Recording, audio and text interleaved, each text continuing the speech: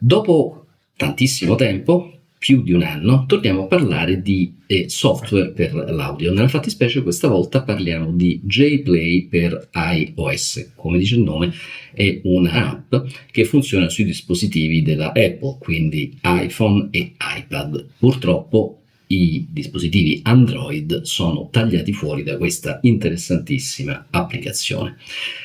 È un'applicazione che fa tante cose ed è un'applicazione che si pone in concorrenza di alcuni super classici di questo settore, come ad esempio Bubble UPnP ed M-Connect, che sono delle app che non nascono per un hardware specifico, ma sono generaliste, quindi possono essere utilizzate su diversi tipi di hardware. Un'applicazione molto interessante anche perché è realizzata dalla stessa azienda che realizza l'hardware dei miei PC audio, cioè la JCat, quindi quella è la parte che realizza l'hardware, mentre invece JPlay realizza la parte software. Nasce prima JPlay per Windows e poi in tempi successivi, direi un paio d'anni fa, arriva questo JPlay per iOS. Passiamo quindi subito a descriverla, facendo però prima un inquadramento generale su che cos'è il protocollo UPnP. A tra poco.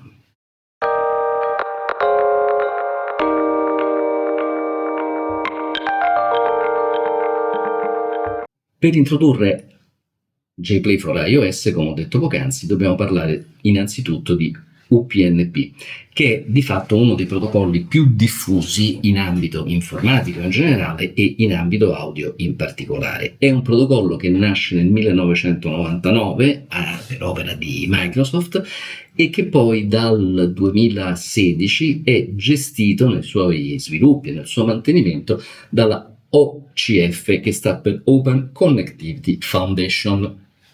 Dunque, come è fatta l'architettura UPnP? C'è un media server, quindi un'entità sul quale vengono memorizzati i contenuti, quindi dovete immaginare le tracce audio fondamentalmente, e che è in grado di servirle. Dall'altra parte c'è un media renderer, che è un oggetto che è in grado di leggere queste tracce audio e di creare tramite esse un flusso dati digitale che viene inviato poi al DAC. È evidente che in alcuni casi il media renderer e il DAC possono essere integrati insieme, quindi immaginatevi tutti quei DAC streamer che hanno la porta di rete a bordo, porta di rete che può essere cablata, Ethernet o con il Wi-Fi. In mezzo c'è una sorta di controllore che appunto si chiama il control point ed è proprio il lavoro che svolge questa app o le altre app concorrenti che ho citato in precedenza, ovvero scansiona la rete, vede se ci sono disponibili dei media server, ne legge il contenuto, dopodiché vede se sulla rete sono disponibili dei media renderer e a quel punto su input dell'utente dice: questa traccia che sta contenuta in questo punto del media server voglio che la invii al media renderer, il quale media render si farà carico di mandarla al DAC.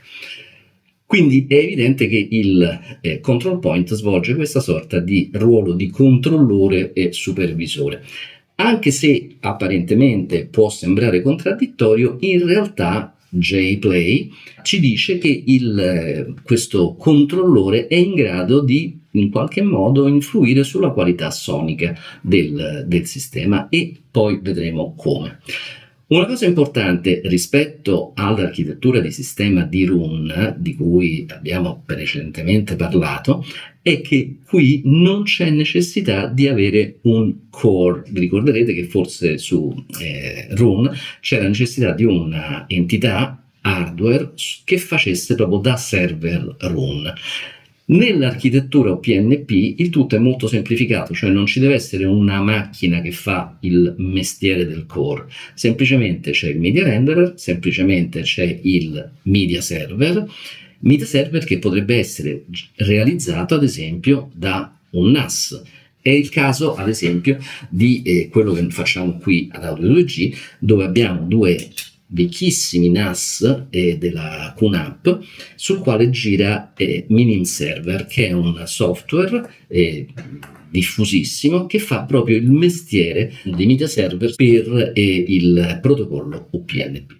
Quindi, detto di questa architettura di sistema, direi che possiamo passare a raccontare come è fatto JPlay for iOS, e per fare questo andiamo a utilizzare il mio iPad 10ª generazione, quindi un iPad che ha qualche anno, ma insomma che funziona perfettamente per questo tipo di mestiere. Tenete conto che in sala 2, dove svolgiamo le nostre prove di ascolto, utilizzo un altro iPad molto ma molto più vecchio, direi quasi vetusto, ma che comunque per JPlay for iOS funziona perfettamente.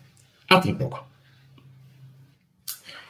A questo punto lanciamo JPlay sul nostro iPad e ci troviamo immediatamente nella schermata Home.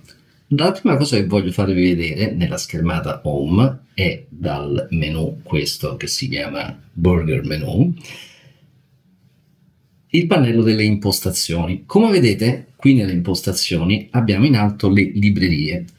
Qui potete vedere che ci sono 2 librerie locali che corrispondono ai 2 NAS dei quali vi dicevo prima, sulle quali gira Minim Server, e sono entrambe abilitate. Infatti vedete che c'è il piccolo check qui accanto. Poi c'è Qobuz, che sta qui, anch'esso abilitato. Ora, che cosa succede? Che c'è Tidal invece che non è abilitato. Perché? Perché io non posseggo un abbonamento a Tidal. Quindi qui ci sono 3 librerie, 2 locali con Minim Server e una piattaforma di streaming che è Qobuz. Poi ci sono le uscite audio. Le uscite audio, vedete che c'è questo device, l'iPad, poi ci sono 3 diversi che sono Playback StreamX, che è l'interfaccia di rete del DAC Playback che sta al piano di sotto, l'interfaccia UPnP dell'Antipodes, del server Antipodes, che posso pilotare in UPnP, e poi c'è Ropie, che è il piccolo Raspberry che sta qui accanto a me sul tavolo del microimpianto qui da scrivania. Se io faccio clic sull'ingranaggio, come potete vedere, ci sono dei diversi parametri regolabili, ad esempio la riproduzione continua, il volume, qualora il nostro DAC o DAC streamer avesse a disposizione il controllo del volume, posso abilitarlo da qui e avere modo di gestire il volume direttamente dalla app che fa alza e abbassa. Nel caso specifico non c'è e lo disabilita. Tutta un'altra serie di parametri, ma ce n'è uno che è interessante, che mi preme farvi vedere, che è questo qua, l'intervallo di aggiornamento. L'intervallo di aggiornamento sostanzialmente è quello che il progettista di questa applicazione, Marcin Ostapovic, sostiene essere l'elemento che la differenzia rispetto alle altre app che lavorano in UPnP, le quali cosa fanno? Nel momento in cui lanciano la loro attività, fanno una continua serie di richieste sulla rete per vedere lo stato di avanzamento della riproduzione. E invece JPlay ti dà la possibilità, regolando questo parametro che va da 1 a 12.000, di dirgli ogni quanto deve interrogare la rete. Ora, il fatto che ci sia questo traffico aggiuntivo è ciò che, secondo Ostapovic, il progettista, determina un peggioramento della qualità della riproduzione. Quindi loro cosa ti dicono? Loro ti dicono di fare diversi tentativi con diversi valori fino ad individuare il punto in cui JPlay perde la connessione con il media renderer, quindi nel momento in cui si sgancia sostanzialmente, e di tornare subito prima.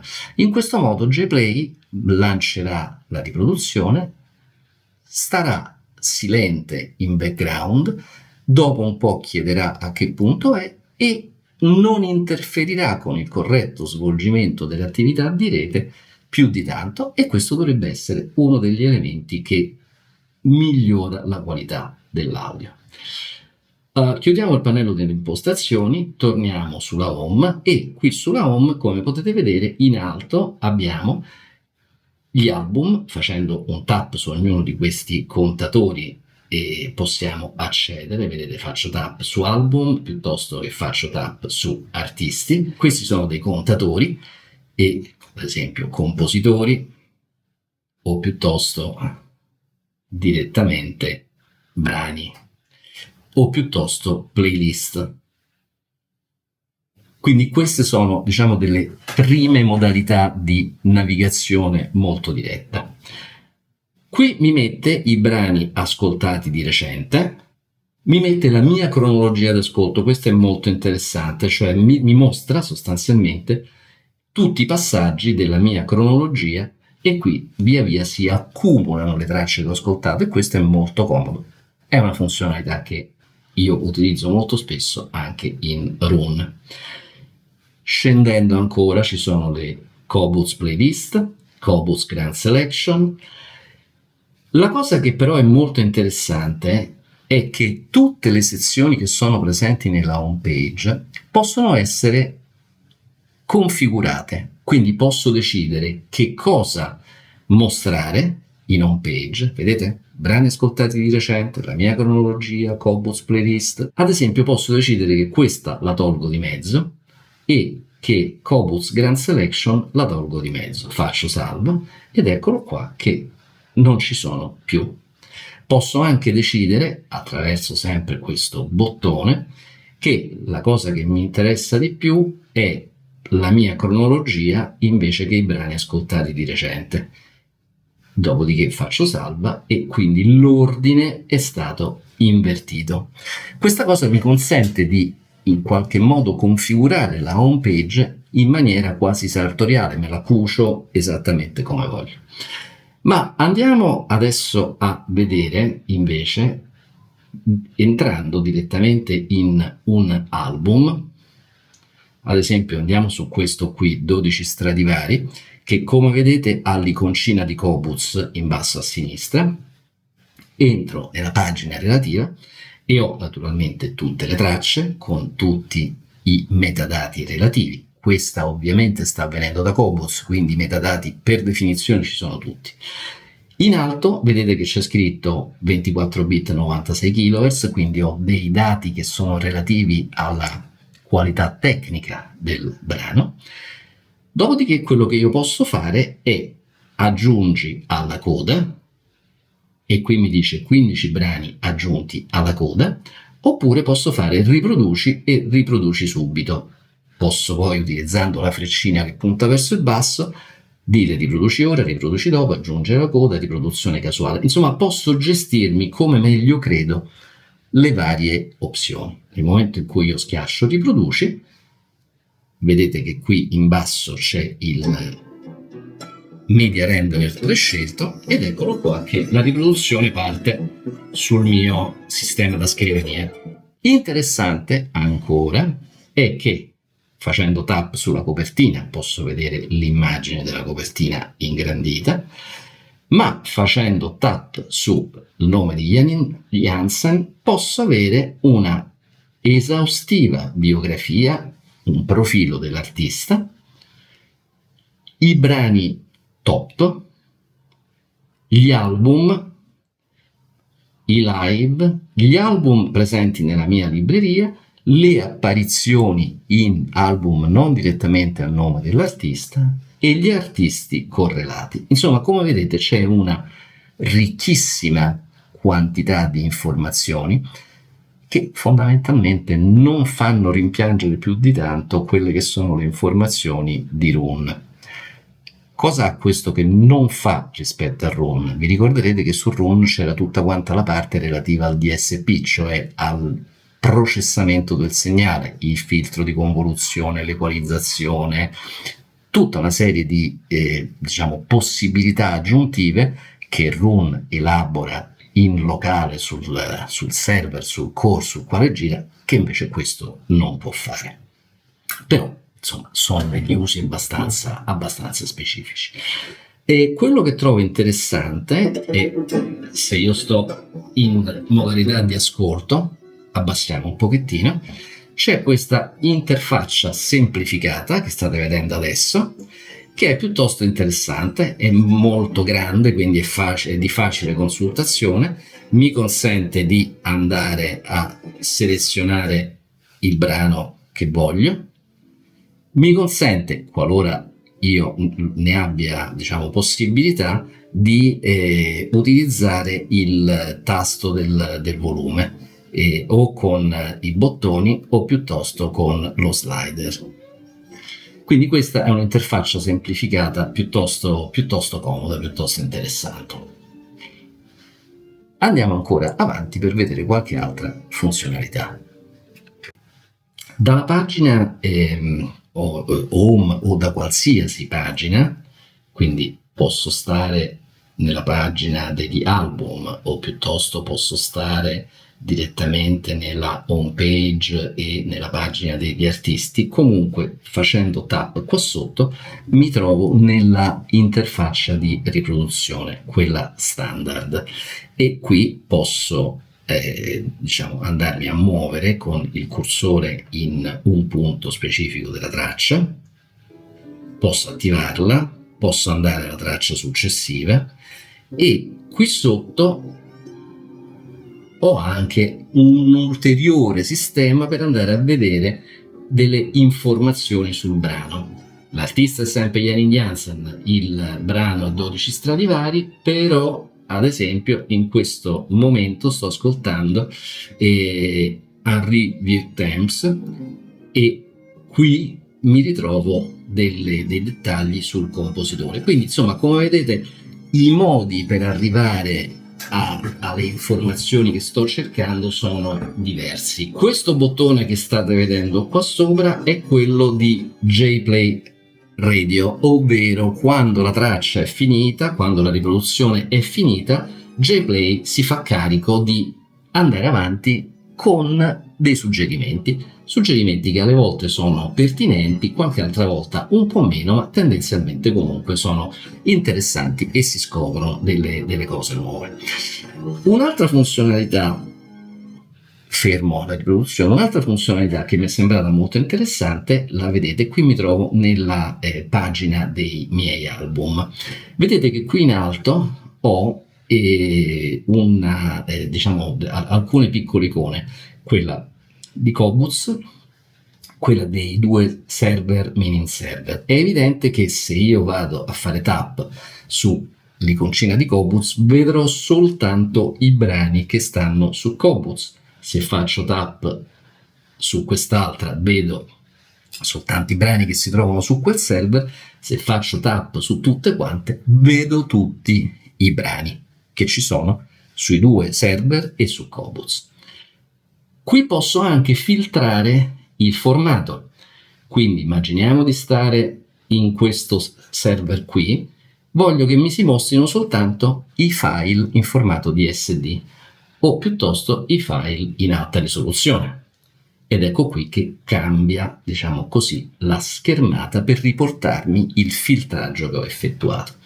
Ma ancora più interessante, togliamo questi filtri, è questa funzione di filtraggio che si chiama Focus, esattamente come su Run, dove io posso in maniera più analitica e con criteri multipli andare a restringere la mia ricerca. Quindi immaginiamo di stare su questo server qui, Cirrus. Immaginiamo di andare a cercare soltanto i file in DSD e di dirgli ok, questi sono soltanto file DSD, vedete, ad alta risoluzione. Se io faccio così, tolgo questa chiave di ricerca DSD 128 e gli dico ok e sono diventati molti di più. Quindi questa cosa mi permette di fare delle ricerche non soltanto sul formato, quindi formato audio, profondità di bit, frequenza di campionamento, ma posso andare a fare invece soltanto delle ricerche per altri parametri, ad esempio periodo 1980, cioè per decadi, 80-90, cioè tra l'80 e il 90, filtrami tutto quello che hai su questo server. Ed ecco qua che è uscito Breakfast in America, Couldn't Stand Weather di Stevie Ray Vaughan. Questa è una funzione veramente molto interessante e e ad esempio mi permette di scegliere gli strumenti che sono presenti nella registrazione, bass, synthesizer piuttosto che chitarra 12 corde, i generi, e i compositori, i direttori d'orchestra e via discorrendo. Ora, è chiaro che cosa succede? Che mentre i file che si trovano su Qobuz per definizione hanno o dovrebbero avere tutti i metadati perfettamente organizzati e completi, i file che stanno sul nostro server, nel caso specifico sui 2 mini server, e essendo di provenienza tra virgolette personale, quindi il classico file rippato dal CD, e se i metadati glieli hai messi, lui, JPlay, ti ritrova tutto grazie a quei metadati, ma se i metadati non ci stanno, poveretto, non è certo che se li può inventare. Detto questo, siccome è pratica abbastanza diffusa, anche se non esattamente legale, anzi illegale, scambiarsi gli hard disk con migliaia di tracce dentro, esistono dei software, ad esempio ce n'è uno fantastico che si chiama SongKong, che analizzano il contenuto dell'hard disk, analizzano le varie tracce e nel caso ci siano dei metadati mancanti li vanno a completare. E nella descrizione del video vi metterò il riferimento anche a questo software. Uno è SongKong e un altro si chiama Bliss, fanno più o meno lo stesso mestiere e sono molto utili per completare il pacchetto metadati delle vostre tracce audio. E è importante, per quanto riguarda JPlay, che lavora in abbinamento con Minim Server, e nel pannello delle preferenze ti spiega come andare a regolare i vari parametri di Minim Server in modo tale da agevolare JPlay nel recupero delle informazioni basate su questo tipo di metadati. Quindi questa è una caratteristica, quella del filtraggio, che permette di fare appunto ricerche mirate esattamente alla stessa maniera in cui abbiamo la possibilità di farle con Roon. Andiamo ancora avanti per delle altre funzionalità. Dunque, per concludere diamo uno sguardo alla barra laterale del menu, dove abbiamo la mia attività, quindi gli artisti, gli album, le varie cose che abbiamo ascoltato appunto recentemente. Poi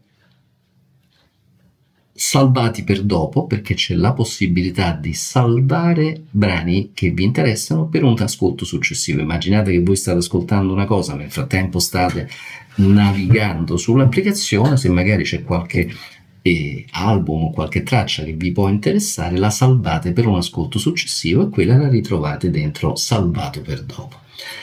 Nella mia libreria, lo abbiamo visto, ci sono tutta una serie di criteri mediante i quali entrare per cercare, ma quello che volevo mostrarvi era appunto Qobuz, dove c'è una home page di Qobuz e qui ritrovate esattamente le stesse configurazioni che trovereste nell'app di Qobuz. Qobuz Grand Selection, Press Awards, Top Album, Most Streamed, cioè ritrovate l'organizzazione della app di Qobuz essenzialmente.